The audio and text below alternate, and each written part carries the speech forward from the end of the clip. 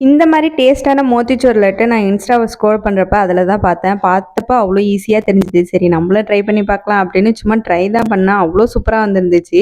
வாங்க எப்படி பண்றதுன்னு பார்க்கலாம். 2 கப்பு கடலை மாவு, ஒரு பிஞ்ச் சால்ட்டு, சோடா உப்பு, கொஞ்சமா கலர் பவுடர் இது எல்லாத்தையும் மிக்ஸ் பண்ணிட்டு 1 டம்ளர் தண்ணி ஊத்தி நல்லா தோசை மாவை விட கொஞ்சம் தண்ணியா இருக்கணும். இந்த பதத்துல இருக்கணும். இதுதான் கரெக்டான பதம். இந்த டயத்துல வந்து எண்ணெயில ஊத்தி எடுக்க வேண்டியதுதான். எண்ணெய் வந்து மிதமான சூட்டுல இருக்கணும். நம்ம இந்த மாதிரி மாவு போட்டதுக்கப்புறம் அதுவே கிளம்பி வரும். கிளம்பி வந்ததுக்கப்புறம் திருப்பி போட்டு மலமல படங்கணும்னு எடுத்துடலாம். 1/4 கப்பு சர்க்கரைக்கு 1 டம்ளர் தண்ணி ஊற்றி ஒரு 5 நிமிஷம் கொதிக்க விடுங்க. அதுக்கப்புறம் கலர் பவுடரும் 2 ஏலக்காய் போட்டுங்க. நல்லா கொதி வந்ததுக்கப்புறம் பிசு பிசுப்பாக இருக்கணும். அதுக்கப்புறம் நம்ம பொரிச்சு வச்சிருந்ததை வந்து மிக்சியில் போட்டு இந்த மாதிரி குறைன்னு அரைச்சி வச்சுக்கணும்.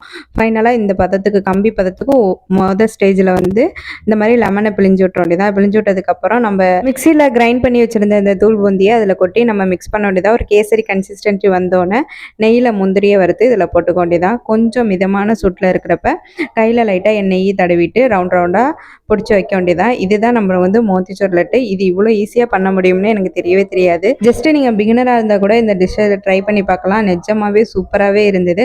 உங்களுக்கு கொஞ்சம் சுகர் அதிகமாக தேவைப்படும்னா ஒரு 2 டம்ளர் கிட்ட ஆட் பண்ணிக்கோங்க. டேஸ்ட்டு சூப்பராக இருந்தது. நெக்ஸ்ட் வீடியோவில் பார்க்கலாம். டாடா.